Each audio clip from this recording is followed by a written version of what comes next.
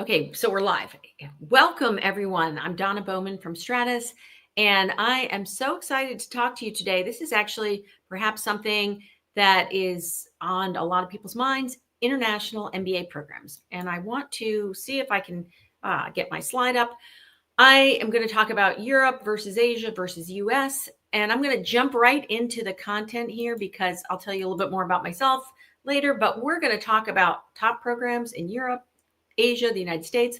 We're going to talk about benefits of European programs and some of the career outcomes, as well as for Asian programs and for US programs. And then I'm going to give you some considerations about how to decide maybe which region to get your MBA. So this is a slide. I pulled this data from Financial Times 2024. As you all know, there are many rankings for programs, but I think Financial Times is fairly widely accepted. And there's a couple of points I want to make to you on this slide. So for Europe, well, first of all, in the European programs, there are like 4 that are showing up in the top 10 for Financial Times. Maybe not surprisingly, there are quite a few more that are showing up in top 10 for US programs. And the Asian programs are somewhat, well, not somewhat, they are generally newer and younger programs. So you aren't going to see perhaps as many of them climbing up to the top 10 just yet. But as you can see, there are definitely some programs that are highly rated, CEIBS, for example, top 21. And that's a program that actually did not even exist until 1994. So lots of interesting things there. On these rankings here, so in the US, for example, I don't know why Stanford is not listed. I think it's listed as number 23. And I think we all could agree that Stanford is a pretty highly ranked school, and perhaps that might not be true. So you can argue with, individual rankings in schools. But a couple points I want to make beyond this is, again, there are benefits and we're going to go into it, benefits to some of the European programs. Because some of the Asian programs are newer, they are more innovative. And so there's some really exciting things that are happening there. And then, traditionally, those programs in the United States have been around longer. So this is also something that is, I think, impacting rankings in terms of alumni community and things like that, and brand name is that, for example, Wharton was founded in 1921, first class, Columbia 1945, Harvard 1907. When you look at European programs, they're more in the sort of later part of the 1900s. So 1959, first class at INSEAD, 1974, first class at Bocconi. LBS had a program in the 60s, but branded or started granting MBA degrees in 1987.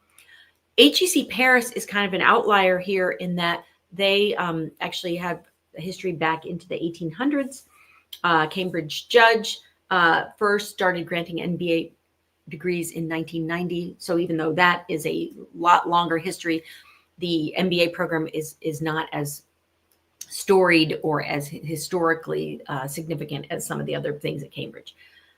Asia, CEIBS, as I mentioned, 1994, SUFE, 1981. So the European programs are a little bit newer. So let me go ahead and jump into some of the benefits of top European programs. And this is something that I'm really excited about because I had the opportunity to visit European business schools. Stratus is part of an organization called AGAC, the Association of International Graduate Admissions Consultants. And we had our annual conference this year in Barcelona. And then we also toured some European programs, and we spent some time at INSEAD and also HEC Paris. And I have to say, I had the time of my life and a lot of great things I want to share. I'm also going to note here that I'm looking in the comments and I'm going to try to answer questions along the way. And I do see a comment. What region schools are more accepting for a candidate with a profile like me? Well, actually, I don't know what your profile is, Kyle. So maybe you could put more in the chat as to what your profile is. And we are going to talk later in the webinar about why you would consider one region over another. And that might actually answer your question. So maybe stay tuned as well. All right. So benefits of top European programs. So it is really a global environment. So when you think about, for example, top US MBA programs, and they say, and even a school like Columbia, which is very international, they might have, 40% of the class international, but still 60% is going to be US. And what's different about European programs is you are going to have like 90% of your class from around the world, international. So there is no sort of home team advantage when you're in European MBA programs. And I think that can be really an environment where a lot of people can just thrive and maybe not gravitate so much to their home country group. So in practice, and I can say this happened to me in my own MBA experience at Kellogg, that, yes, I did interact with students from Europe and Asia, but I did probably spend the most time with other American students and sort of had something in common with them and maybe didn't stretch myself as much as I should have. So if you go to a European program where everybody's from somewhere else, then you really can do that a little bit more. We had the dean of HEC Paris hosted us for a wine tasting, which was in the HEC Paris Alumni House, which was fabulous. And he made a comment that stuck with me. And he said, and I called it C-suite fluency, but he said something about, when you go to HEC Paris, you will know what kind of wine to order. You will know not only how to conduct business, but how to interact socially with anyone all over the globe. And that C-suite fluency, something that you need at the highest levels of business. I don't see that. I've visited pretty much every top MBA program in the United States. Never in a visit did we have a wine tasting as part of, sort of getting to know you. And the thing that struck me about that wine tasting too, is that yes, it was a fun event and we learned some things about wines in Europe, in this region that we talked, but I learned a lot about the school because they had in this social evening, former students there, current students, key staff members, key people on their admissions team. So they made it sort of this blending of social and business that made it really fun and made it really easy to learn.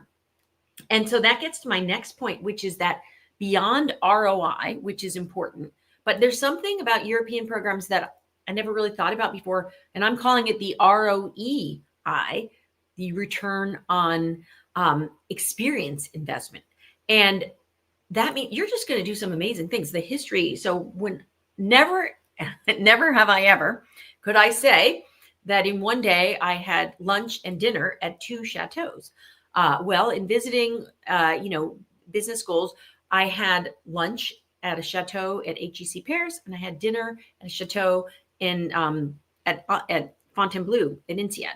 So the kinds of experiences that you're going to have, and if you are really, looking for an MBA to sort of broaden your scope and horizon, you could make the case that, let's say you're from the United States, and or let's say you're from India, and you think, okay, I'm going to go to the ISB, or if you're from the United States, maybe I'm going to go to I don't want to name a school, but some very good, but maybe not top 20 to 30 range school, and you will get you will learn the basics of business. You will learn all the things. You'll learn accounting. You'll learn marketing, finance. Every school will do that.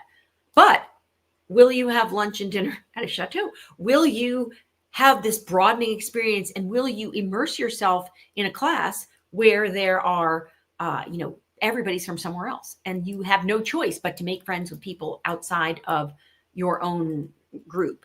And so I think the European programs are the place where maybe that could happen the most. Couple other things to think about. There are, a lot of times you could save time, money. Shorter programs means lower cost, means less time outside of the workforce. INSEAD is a jam-packed, and I mean jam-packed 10 months. It is your 10 months on supercharge, but then you're off to the races and you're back to your career. And if you are perhaps a career accelerator, that's a really great way to get the benefit of that MBA without having to, spend 2 years getting an MBA. So these are things to think about. There are definitely some specialized programs, things around sustainability. Certainly, European programs excel in consulting and excel in finance. And so lots of opportunities there. There are also some unique things. For example, Italy fashion hub. So Bocconi has great luxury goods opportunities, fashion opportunities. Similarly, Paris, unbelievable access to fashion and luxury goods. So if those are industries that you want to go into, that could be something special. Actually, a funny thing that struck me when we were at HEC Paris, we had an alum or student panel. There was actually a woman in the class who said she was fascinated and first sort of got the idea to get her MBA in Paris from Emily in Paris. And she actually was dressed impeccably and looked very fashionable. And, here she was living her best life. She actually was from an Asian background and, plunked herself in the middle of fashion and living her best life, learning all of the things that you would learn in business school, but then also having this amazing experience in Paris. And actually, HEC is just outside of Paris in a lovely little town that I'm not going to pronounce right because my French is not good, but Jouy and José. But just an unbelievably beautiful place to spend time. Also, there are some fewer visa issues. And so if you really want to kind of make sure that when you go to this new country to study for your MBA, that you're less likely to have problems with your visa. There are a lot of really interesting options, where you could absolutely work there for a few years after your MBA. And depending on the country you're coming from, there might even be more opportunities. So that is, something. And you'll eat better. I had the lunch that they made for us at HEC Paris, and this was just in their sort of what the executive MBA students were eating every day, was like the best restaurants I've been to in the United States. Unbelievable. And again, this is just part of your everyday life. So if you're also thinking about, learning, but also really enjoying the experience, something to keep in mind. Also easier to learn other languages. Some of the European programs have a language requirement, some don't. So INSEAD, you have to have another language beyond your main language, and even have the opportunity to learn a third language. But there are lots of doing business in programs that you can do when you're in these programs. So that's something else. And then again, if you really do want to use your MBA as a launch pad to perhaps work in Europe, it's just so easy to have access to so many different countries. So with that, that's kind of a little bit of a, benefits of top European programs that maybe you hadn't thought about. And I should also, I've talked a lot about HEC Paris, but we had an amazing, also just unbelievable dinner in the chateau at Fontainebleau. And it was just beautiful grounds, and the town was so charming. And I have to tell you, it was the blurring between, wow, I'm working, but this is just so amazing. And I felt so energized. So you may find, again, depending on your political climate, that, now is the time to, look at European programs. And I think there's a lot to see there.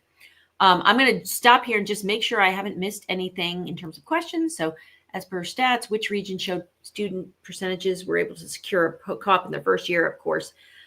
So I'm not sure I'm going to get into the level of depth of going to each school and telling you where, you're going to get the best, work. But a lot of these programs have sort of experiential learning built in, where you are going to get some hands-on learning. And I think that's really important. And I also think this should be the launch pad. Perhaps I'm going to tell you something that sparks your interest. And then I really encourage you to then go to each specific school's website and look at the career report and look at what kinds of, industries are really where they're sending most of their students and what kinds of opportunities. Can you decide if work experience above 12 years became a little redundant for 1-year MBA, and which college in US, Europe have greater than 9 years? So actually, this is a good point. For older, I didn't mention this, but that's another benefit of top European programs. Older applicants, the average age work experience is going to be higher in these European programs. So more like, 7 years, or maybe, so someone who has 10 years of experience isn't going to be really that much of an outlier. Whereas perhaps in some of the, countries, so I just lost my train of thought now because I'm reading at this. So let me just, are there opportunities, especially for non-Europeans, on par with job opportunities in the US? So there's the thing. First of all, if you are expecting, and schools were very clear about this, so if you're expecting to get a job in France, you better learn how to speak French, right? So you need to have some things that you have to do to be competitive. There are lots of multinational consulting firms, and there's probably places to be where you would be working in English. But if you were, for example, to work in fashion or perhaps a niche industry, then even more important, you would speak the language. We visited ESA in Spain, in Barcelona, and I don't think anyone's getting a job in Spain if you don't speak Spanish. So you've got to have that language skill. Couple things about pay, and actually maybe this is a good advance for me to advance my slide to talk about career outcomes in European programs. So management consulting, tech, financial services are big industries. A lot of multinational firms are in all of these places. Some of the salaries are not going to be the same kinds of salaries that you're going to see in US programs. At the same time, the cost of living or quality of life of what you need to be having a good life, it may not be as demanding either. So you may actually have a perhaps better quality of life, even with a lesser, salary. European programs, a lot of them were touting being able to help people make a triple jump: sector, function, location. And so HEC Paris was talking about 34% of their grads in 2023 did make that triple jump. I think if you're going into industries like consulting or tech or financial services, the salaries are going to be, you're going to get good salaries, not as high, but commensurate with the kind of life you might have in the US. If you're talking about, some other industries, the pay may not match what US employment options are. But again, that's something personal. And in terms of, where people go, we talked to some of the European schools, and, still a lot of people would get jobs in Europe and Asia, whatever. And maybe it's like more like maybe 10% then go back or go on to North America.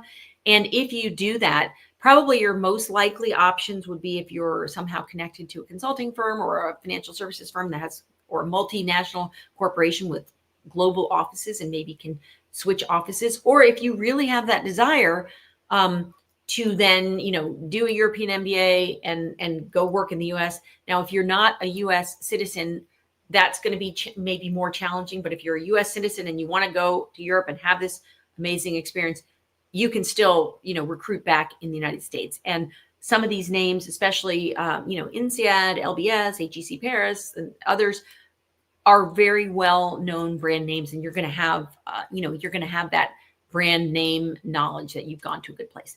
Let me just make sure I see here, which look favorably. So again, in general, European programs across the board will have just a slightly higher average age profile. So in general, if you're at that 10 to 12 or 9 to 12 year range, where in the US, you may really be better off doing a part-time or an executive MBA program, In Europe, you may still find that you're able to really have a class cohort that is not so different from you if you were to do a full-time program. And again, the benefit there is that if you're older and you have a shorter program, you're able to kind of get back into the workforce sooner. So I've heard that a lot of European schools, especially in the UK, are very strict about their GPA. Is that true?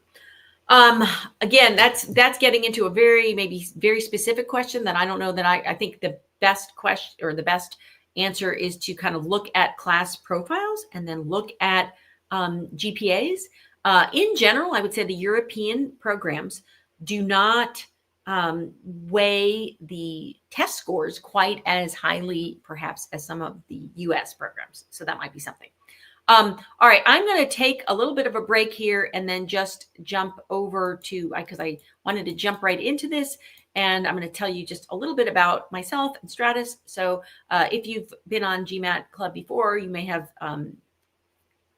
listened to something else I've talked about. I've been in this space for a long time.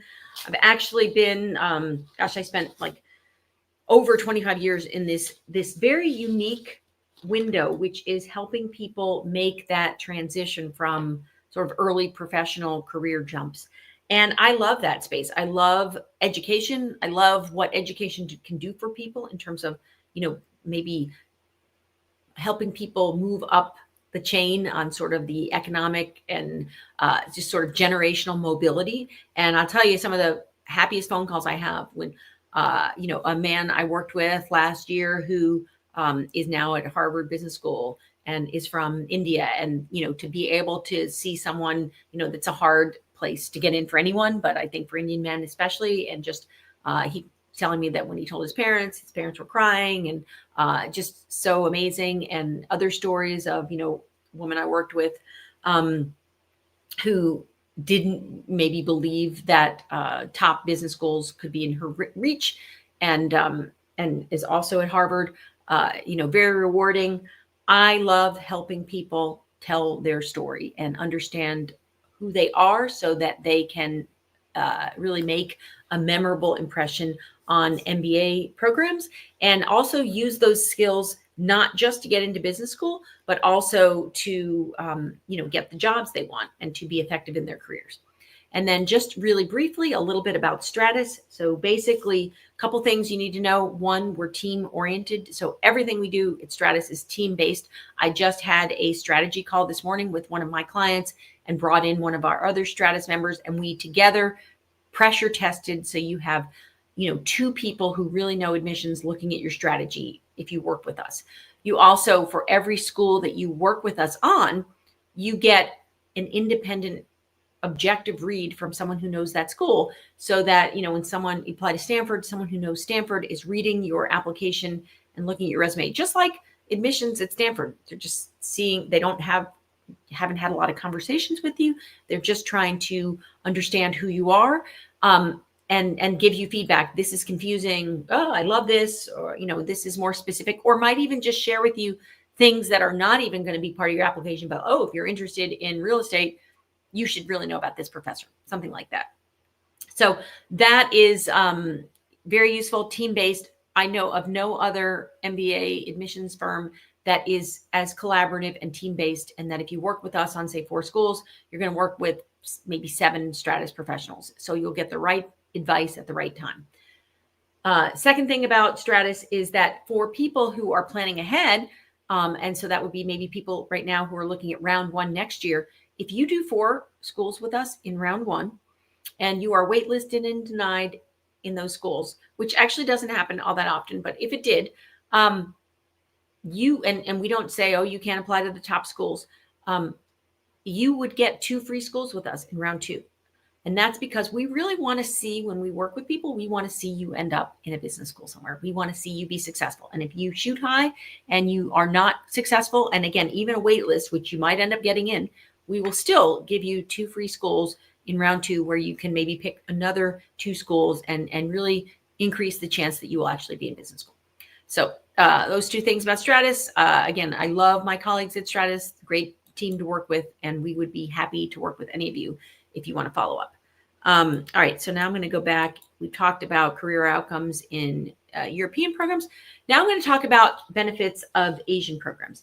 And this is something that, Asian programs are relatively newer. Again, as I mentioned in that first slide, there's some programs that, didn't even exist until the 90s. And I think what they have though, and this is something that, when you can build a better mousetrap and you can create something, there's European programs are really known for a lot of flexibility and doing new things and, really being cutting edge in terms of maybe using AI in terms of, and technology in terms of the delivery of programs and just in knowledge. So, if you want to have that shape shifting, perhaps between doing some full-time, some online, some hybrid, there are some really interesting options where you can do that perhaps easier in some of the Asian programs. If you know that you want to have a focus to say work in China or greater Asia Pacific, you're going to have connections to some of the top firms, top alums, top connections. And if that's where you want to be, staying in that region and having connections and being able to maybe, have ongoing relationships with faculty in the school and key staff, I think that is, can be very beneficial. In terms of, there's a Bloomberg's rating of top Asia Pacific programs, and it just said, demonstrated strength in critical areas like compensation, learning, networking, and entrepreneurship. Leading the pack is HKUST, Hong Kong University of Science and Technology. A spokesperson highlighted the school's success in building unique and a dynamic educational environment, sharing that it stands out for its hub of connections with a large and supportive alumni network, diverse students, global faculty, and strong industry ties. So that's interesting. Also, for example, if you're in Hong Kong, that is a major financial hub. So again, if you want to be working in Asian financial markets, could be an awesome opportunity to go to school actually right there and make those connections. Let's see. And this was a list, and I'm going to slide back here while we're talking about this just for a second so you can see some of these schools. So the Asian schools, this is Financial Times, but the Bloomberg list of top 9 Asia Pacific schools were HKUST, Shanghai University of Finance and Economics. So that shows up here. Indian Institute of Management in Bangalore. That it didn't only showed up right here in Financial Times. Didn't show up here, but again, very strong. CEIBS, China Europe International Business School, showed up. Indian School of Business, so ISB, showed up on this list for Bloomberg. Waksan University in India also showed up. Shanghai University MBA Center, IMT, and I'm not going to say this right, but Ghaziabad, and then SP Jain School of Management. And some of the things they noted in terms of, specialty areas, so some sustainability is a big focus, technology integration, and again, learning flexibility, the ability to kind of maybe start your program one way and finish it another way. All right, so let me jump back to career outcomes. And also so I see a question here too. Okay, so for someone planning to go into finance, which region would you recommend to better apply for? Well, I guess that also, somewhat depends. Where do you see yourself wanting to work and make those connections? So if you really see yourself wanting to be part of, financial markets in Asia, then maybe it really does make sense to look at some of these schools where you can have those connections in Asia. If you see yourself wanting to go to the, work in the United States, recognizing that sometimes there are some challenges in employment, US could be a good option, or again, Europe could be a great option. And it's a little bit easier if you are, say, from Asia and you want to work in Europe to not have to worry so much about visa issues or uncertainty. Is it possible to get scholarships based on GMAT scores in Europe like the US? So there are some scholarships that European programs do offer. So that is something that you can look at, And again, you never know for sure if you're going to get a scholarship unless you apply and try. And usually it's the sort of cream of the crop. So you do need to be a strong applicant. And part of that would be having strong test scores, certainly. All right, so I'm going to scroll ahead here now and go back to career outcomes. And I think we sort of talked about that. So, top areas people work, manufacturing. Actually, that's something that you don't see in the other European and US. Lots of opportunities in manufacturing, lots of manufacturing going on in Asia. And so if manufacturing is a career goal, that could be, perhaps look at Asian schools for that.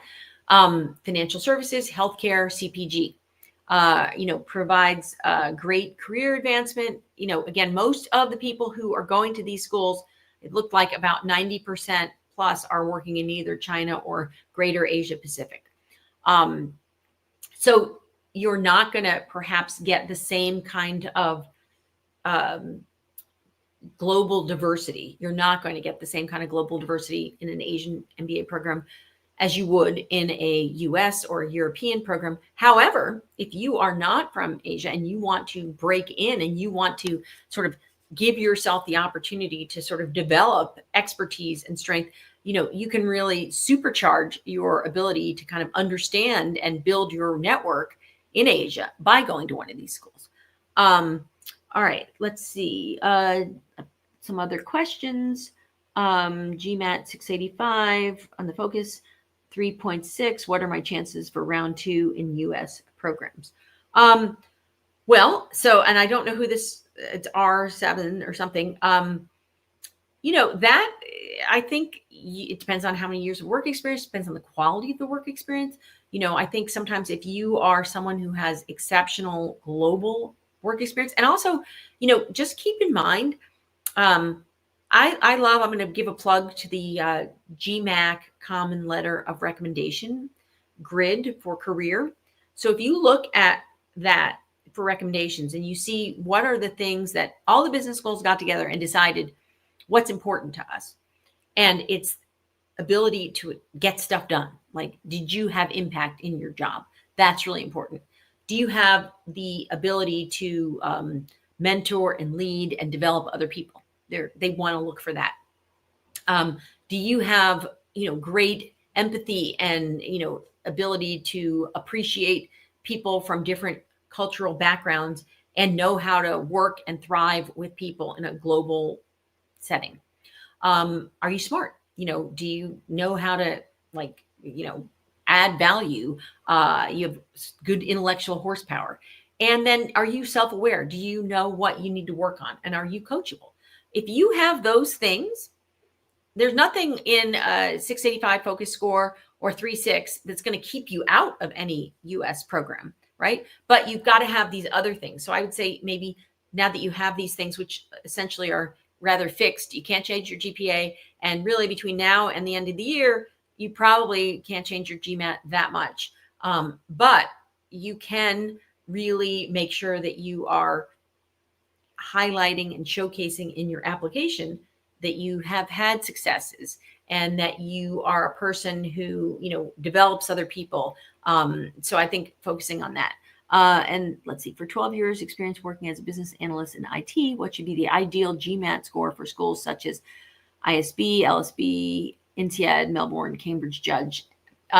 So I would say really look at the class profile. So just go, for each school, look at the class profile, Google, and you will get the latest of recent classes. But just as a general rule, it's not going to be as high as what you might have to do to get into a similar range school in the US. US programs seem to have more of a, I don't know if it's a bias, but more, or maybe just more, they can, the people with the top test scores are applying to the top US programs, and therefore they can choose people who have these top scores. All right, so let me now talk about US programs. And obviously, I don't think, so the thing that US programs have is, as I mentioned, that history. and that long, that brand first mover advantage, if you will. So MBA programs in the United States have been sort of the gold standard for a long time. Now, we had a really interesting conversation with at ESA in Barcelona with one of their faculty members who talked about sort of innovation and, like what happened to Kodak. Kodak was this global leader in film. And then what happened? The market changed and now everybody has, a smartphone, right? And so nobody buys, maybe it's coming back a little bit, but basically film became nothing. So you were number one market share in this thing, poofs away, right? So business schools, and the threat for US business programs is that they have had this long history where there wasn't as much competition, right? So, 1907, when Harvard Business School started taking a class, there wasn't a lot of other places you could go in the world to get your MBA. And so what US programs have got to do to stay relevant is make sure that they are listening to what people want and delivering, formats in new ways. And, again, maybe that's why you're seeing, I'll call it like, new options and new educational delivery programs are popping up like chia pets, like everywhere. Like there's just a new, degree program, a new angle. But business schools have to continue to innovate and continue to deliver a value proposition to people, because you have choices. You have choices to study accounting, finance, marketing, operations. There's no trademark on that. You're going to learn that anywhere, right? So you have to make sure that what you care about, getting a job, getting a good salary, having a strong network, having ongoing relationships and support throughout your career, those are the things you care about. Then you really need to continue to make sure that our US programs delivering that, right? So that it continues to stay in that sort of maybe gold standard in people's minds. But that's something that is happening in real time as we speak, and all kinds of things are changing and evolving. So while US programs have had the advantage of being first, they have to continue to innovate and create value currently and going forward for people. Certainly, if you want to work in the US, you're going to have the best access to opportunities for work. If you're going in through a US MBA program, you're going to have support from career services at all the programs. Now, there are going to be, if you're an international student, as I'm sure you're all aware, there are going to be certain industries or certain companies where they may not be willing to sponsor. And so the range of companies and options that you have, if you're an international student going to US, might not be the same, but still there are going to be, a lot of schools have worked really hard to close that gap employment between international students and US students. And, arguably some are closer than others, but you can do that research along the way. But certainly lots of international students are getting jobs and great companies, great options. And, sometimes they will end up eventually going back to a home country, sometimes not. Top high salaries, largest alumni network, because they've been graduating classes for, a long time, in some cases over 100 years. So obviously there's going to be more alums, more people well-placed throughout it. They've also, some of the things that they did, they invented, so Harvard Business School, the case method has been a gold standard that has then been, it's a point of pride. For example, when we were at ESA, they have collaboration with Harvard, and they teach in Barcelona the case method. It's a huge part of the program, but that comes back to that rich legacy of case studies and case method being something that, Harvard, is sort of synonymous with.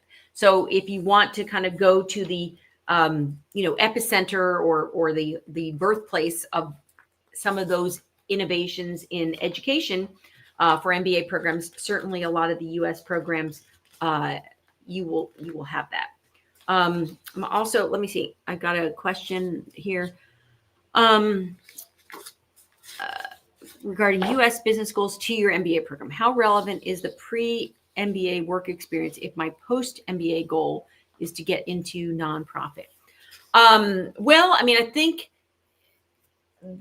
generally speaking, and certainly you can look at schools where they're known for really giving you a lot of help with career changing. And UCLA Anderson's Parker Career Management Center comes to mind as just a place where they have such good career management support. And I really encourage anybody, even if you apply to UCLA or not, go look at their website for career things, because no matter what you say you want to do, they easily click through, oh, these are the classes I need. These are the kinds of clubs I can join. And you can sort of use that as a proxy to kind of help you figure out what you need to do at any school, or also help you to look and see, oh, the school I'm interested in going to help me do that. I would say that, there are people who go to business school to career change, so you don't necessarily have to have exact experience in something, but you do want to show, like, employers are looking at you to get a job. And I think of it as a little bit like a math problem. What you did before your MBA, plus what you get from your MBA and what you have learned in your MBA. So the skills that you've built up equals you being able to get that post-MBA job. So you have to think about what it is, work backwards, that you need to get into a nonprofit organization to be successful. Maybe talk to people who are working in some of the firms that you are interested, or organizations that you're interested in, and make sure that you are building those skills and that expertise so that when you graduate, you have value to add to that organization. So hopefully that's helpful for everybody to sort of think about. You really do want to think about how you can use the MBA to fill in those gaps in whatever it is you need to be successful in your post-MBA role. All right, I'm going to go to the next slide, career outcomes. So obviously, top salaries for US programs, top recruiting options in the US right now in MBA programs tend to be consulting, tech, financial services. One thing that I think is also important to think about is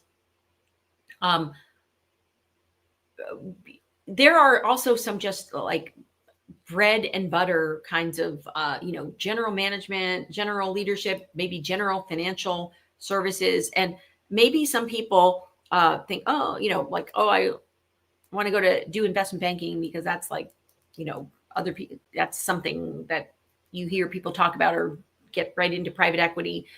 But all kinds of, just like companies that just, big multinational corporations need people who are leaders in finance, and there may be some leadership development programs that could really be great outcomes, and perhaps aren't as, maybe in the recruiting process, there aren't like hundreds of people vying for those same jobs like there would be for consulting. So, I would encourage people to sort of think about, maybe a plan B. So like if you don't get into investment banking or private equity right out of your MBA, maybe you can, see that there's a lot of good options for you, and, to be part of a leadership development program in a corporate finance at a big firm. Firm like Amazon has a great financial leadership development program. Lots of other companies do. So that might be something to think about.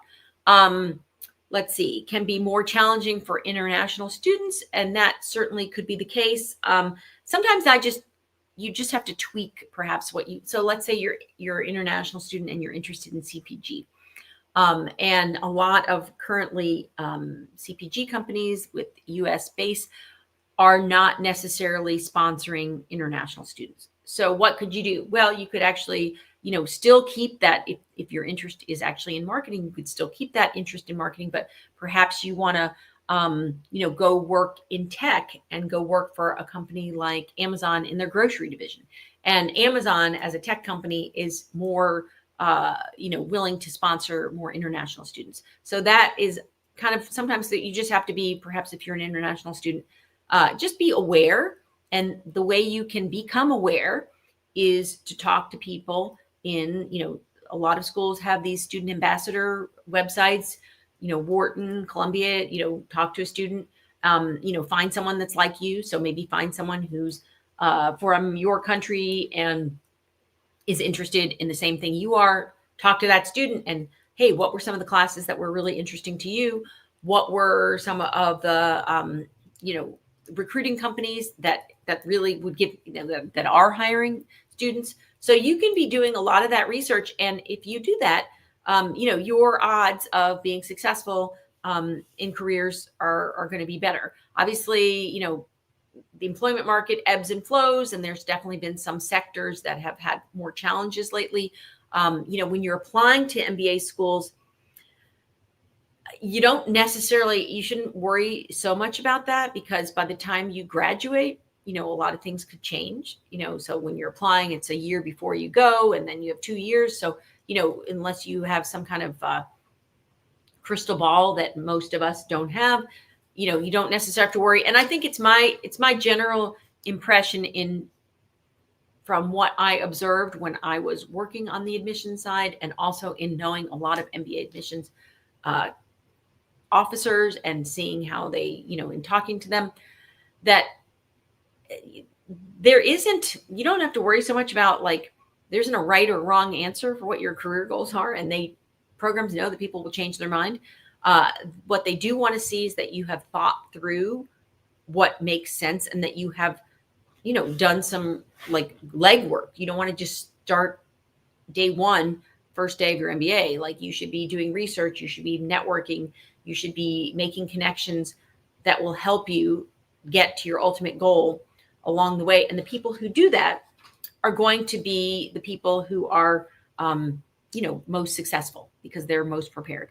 And that doesn't mean that when you get to your MBA program and you find out there's a new career that you didn't even know existed, that you're now more interested in, well, you can just use the same skills that you've developed to come up with one career goal to pivot into something else.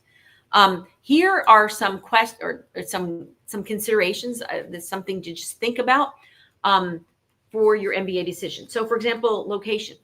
Do you see yourself, where do you see yourself building your career in the long term? Again, if you think that I really see myself, being, having like a leadership role in financial markets in Asia, then maybe you do go to US program and eventually transfer, or just go work in Asia after your MBA.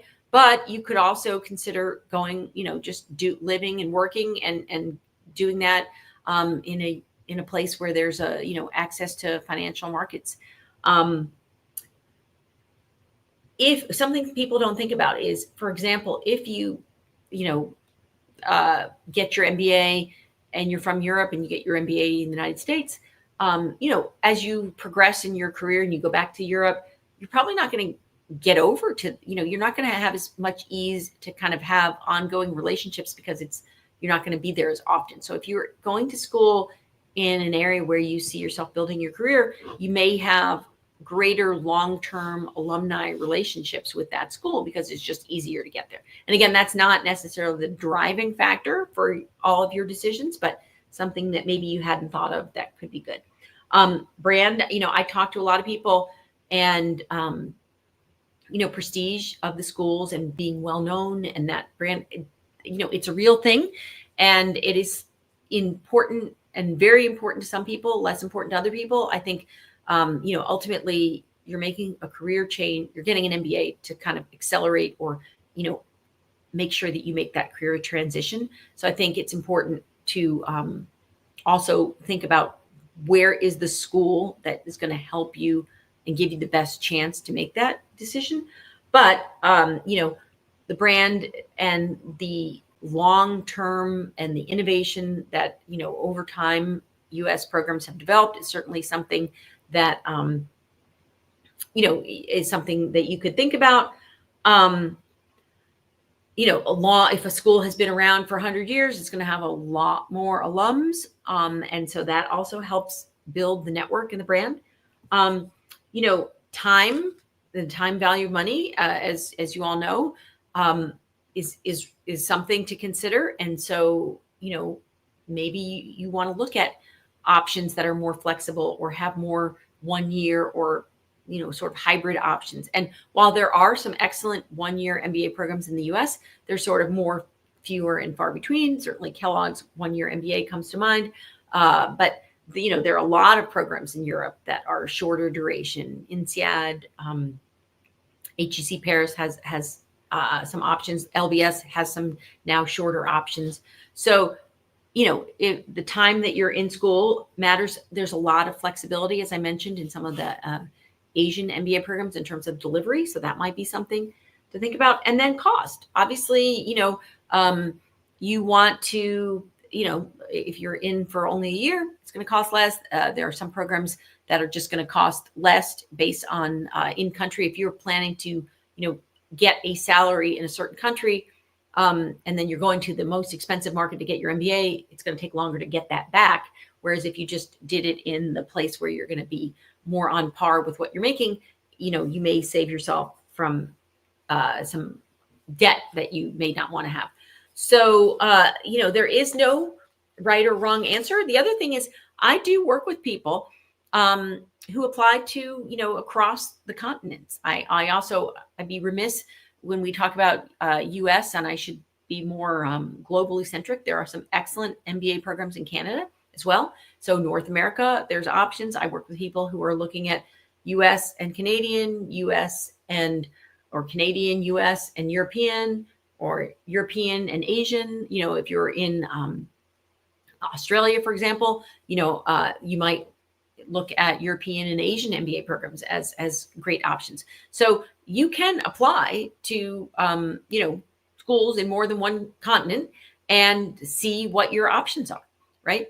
So, I think that is something to keep in mind. And you want to work with people that, have some expertise across the globe so that you can kind of work with people, on continents or schools in different continents. And maybe I'll sort of, I'm scanning to see what other questions there are. But let me also just say something about Stratus again at the end in terms of how we can help you. We have, again, a team approach. We have that 4-school guarantee. We have a depth of experience.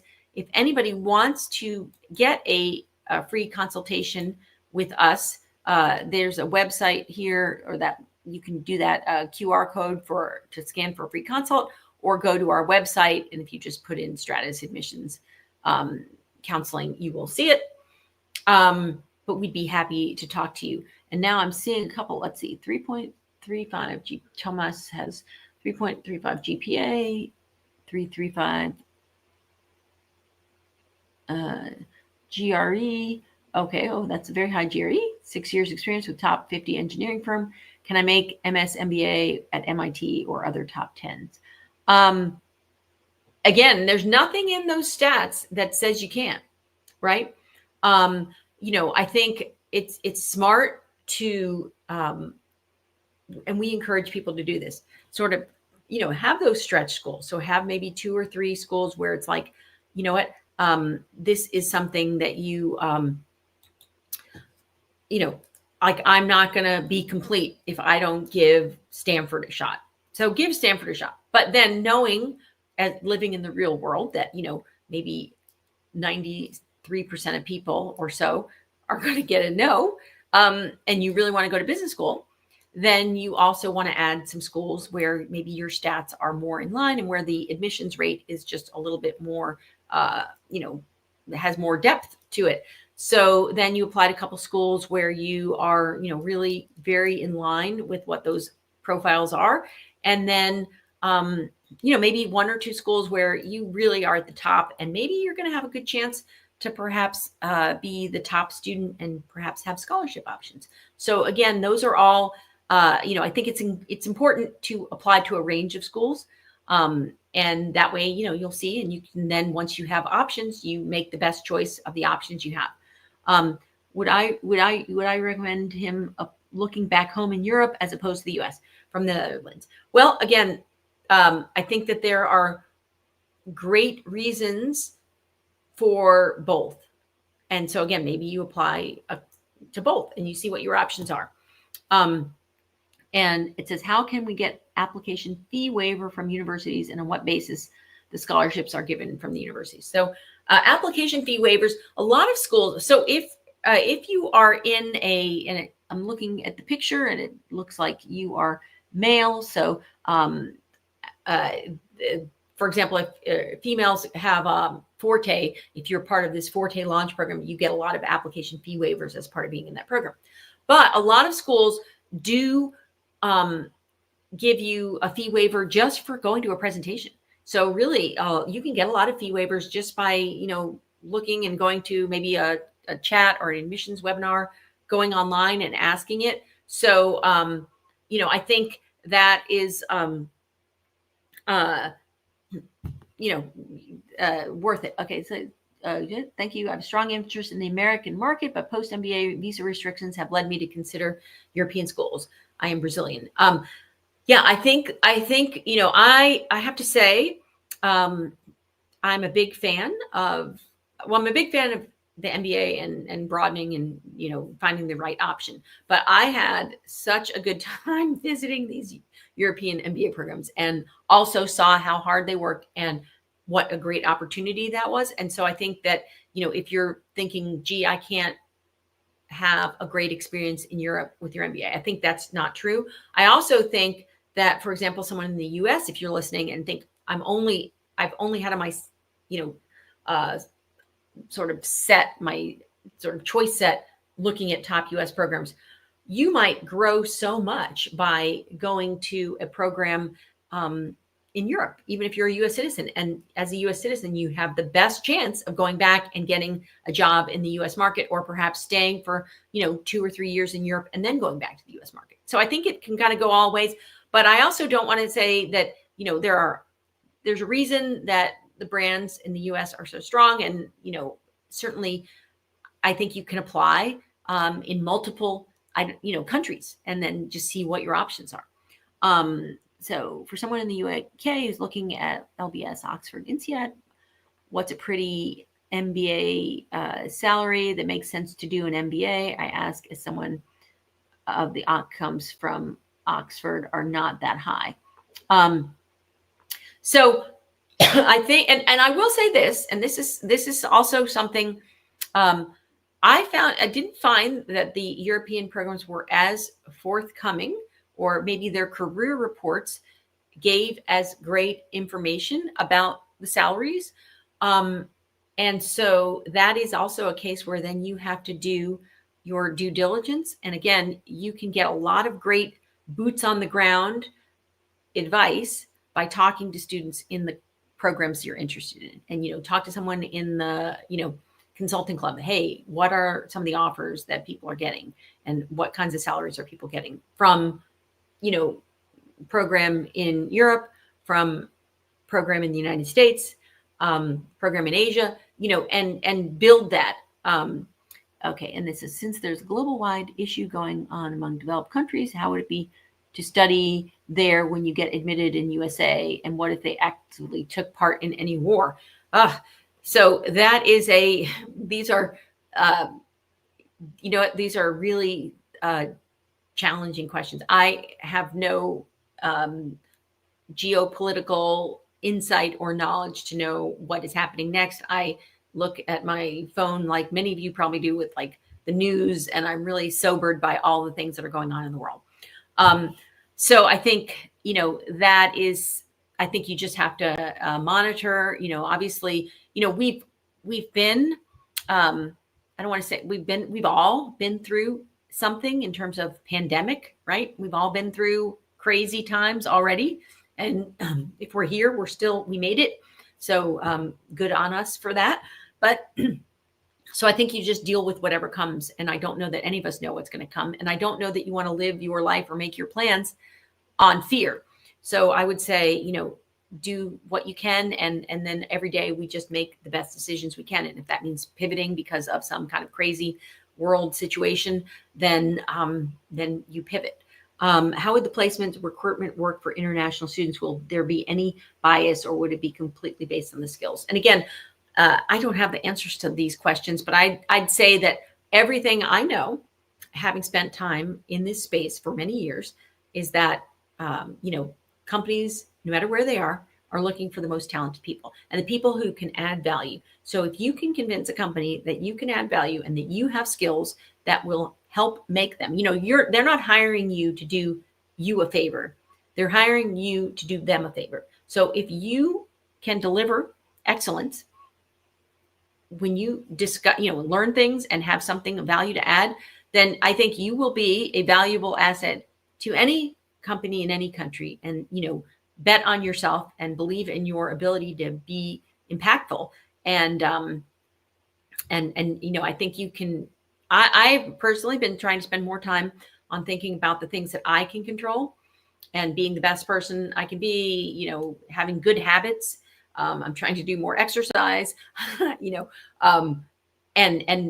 and so work on the things that I can control. So a lot of these questions here about like what's going to happen in 3 years, recruiting at this school or this country, I think that's beyond all of our pay grades. But I think right now, just work on being the best person that you can, and taking the steps to do a great job to tell your MBA story. And if you do want to talk to us more about how to do that, happy to talk to you in a free consultation.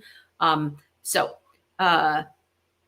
I say I'd say that I'd say they're, I don't know if they're on par with the top. I'd say they actually, I've had clients go to both of those schools and have some great outcomes and been super impressed, and they have been very happy. So, and also, the thing that you're missing about Oxford, Cambridge is, I don't care that their MBA programs are newer. Oxford and Cambridge are some of the most amazing storied institutions on the planet. And so I think you would have an amazing experience there. So I hope this has been helpful. Again, reach out to me and Stratus for more. And I've really enjoyed the time we had together. So thank you, everybody. I guess